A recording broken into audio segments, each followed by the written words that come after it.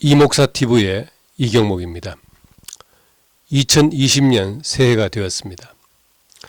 새해를 맞아 시 한 편을 읽어보겠습니다.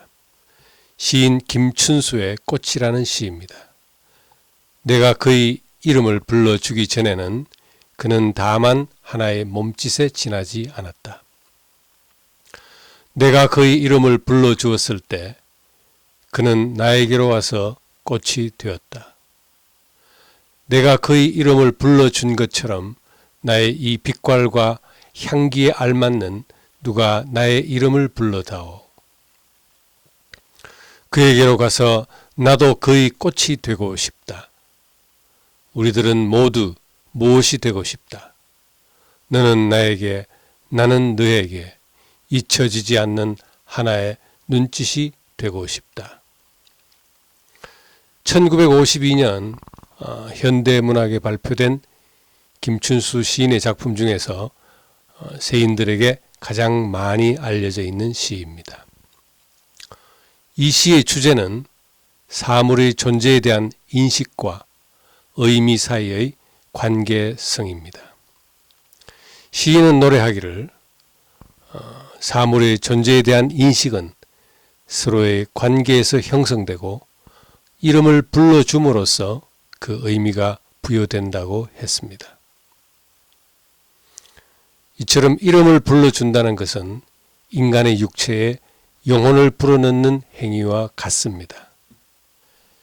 창세기는 말하기를 여호와 하나님이 흙으로 사람을 지으시고 코에 입김을 불어넣으시니 비로소 숨을 쉬는 생명이 되었다고 했습니다. 그렇게 탄생한 사람에게 하나님은 이름을 지어 불렀습니다. 남자의 이름은 아담이요 여자의 이름은 하와였습니다. 하나님은 아담으로 하여금 온갖 짐승과 새들에게도 이름을 지어 부르도록 하셨습니다. 아담이 각 생물들을 부르는 것이 바로 그 생물들의 이름이 되었습니다. 창조 세계의 모든 사물은 이름을 불러주기 전에는 상호간에 의미가 없었습니다.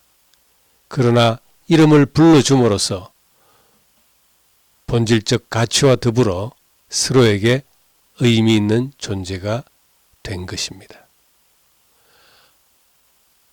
하나님과 인간과의 관계도 마찬가지입니다. 하나님의 창조 세계는 보시기에 좋았노라고 하신 선한 출발과는 달리 아담과 하와가 불순종의 범죄를 저지르고 그 자식인 카인이 동생 아벨을 살해하면서 극도로 타락하게 되었습니다. 그러나 아담이 130세 되던 해에 하나님이 새로운 아들을 주셨으니 그 이름은 셋이었습니다. 셋이 아들 에노스를 낳음으로써 아담의 새로운 족보가 시작되었습니다. 성경은 말하기를 이때부터 사람들은 처음으로 여호와의 이름을 부르기 시작했다고 합니다. 이 귀절의 헬라어 번역은 이렇게 되어 있습니다. 그때 에노스가 비로소 여호와의 이름을 불러 예배하였다. 구약 열왕기 상에 보면 갈멜산에서 엘리야와 대결을 벌인 바알의 선지자들이 바알의 이름을 부르는 장면이 나옵니다. 고대 사회에서 신의 이름을 부르는 행위는 신에 대한 예배를 뜻하는 것입니다. 예배는 하나님의 이름을 불러 그분과의 관계를 확인하고 회복하는 의미를 가지고 있습니다. 에노스 이후로 이스라엘 민족은 여호와의 이름을 부르며 예배를 드렸습니다. 특히 어려움이 닥칠 때면 여호와의 이름을 불러 구원을 요청했습니다. 시편 50편은 환난 날에 나를 부르라 내가 너를 건지리라고 했습니다. 요엘서 2장은 누구든지 여호와의 이름을 부르는 자는 구원을 얻으리라고 했습니다.